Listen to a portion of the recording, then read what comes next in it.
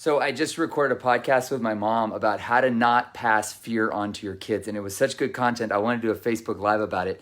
We're living in a time right now where so many of us are dealing with our own fear, and it's really hard to not pass it on. I remember as a kid, Mom, growing up, you had a real struggle with fear. When I was about 8 or 9 years old, I remember asking Dad, saying, Dad, is Mom going to die? And he said, no, Mom's not going to die. She's going through some real challenges right now. And you grew up in a house with lots of fear. Papa and Grandma had a lot of anxiety, and it's so hard to not pick that up. So what are the keys that you would say to not passing on fear to your kids? Oh, we have to talk about it.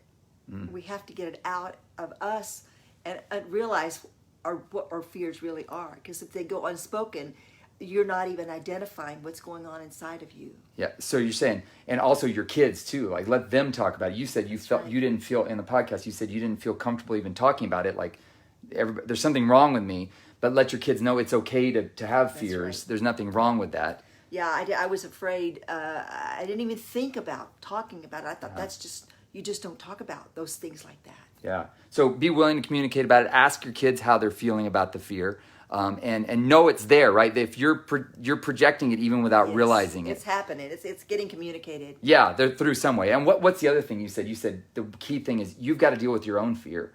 And like if you're living on a steady diet of fear, you're not going to be able to project confidence or faith to your kids. So you got to do your own work to stay off of the things that are causing you fears. Well, I mean, out of desperation, which is a good thing, it drives us to the Word. If we are taught to go to the Word, it drives us there, and that's what I did. I went to the Word. Psalm 91 was a big thing for me, and it caused me to be able to cling on to that. And out of desperation, sometimes that's all we can do. Yeah, I remember that when you showed me, Mom walked me through Psalm 91 one time when I was really afraid.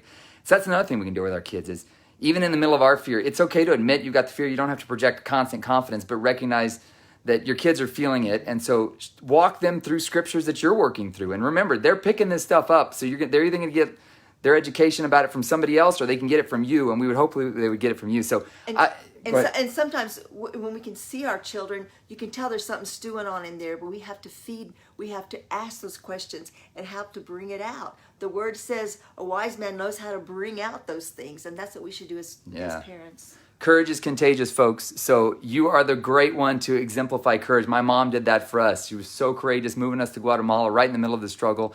But if you're be courageous with your kids right now in the middle of this, trust me, this is going to work out in the long run. You're going to raise courageous kids. There's no better time to show them courage than when fear's all around. So you are the ones that can do this. You can do this. Yes, you can.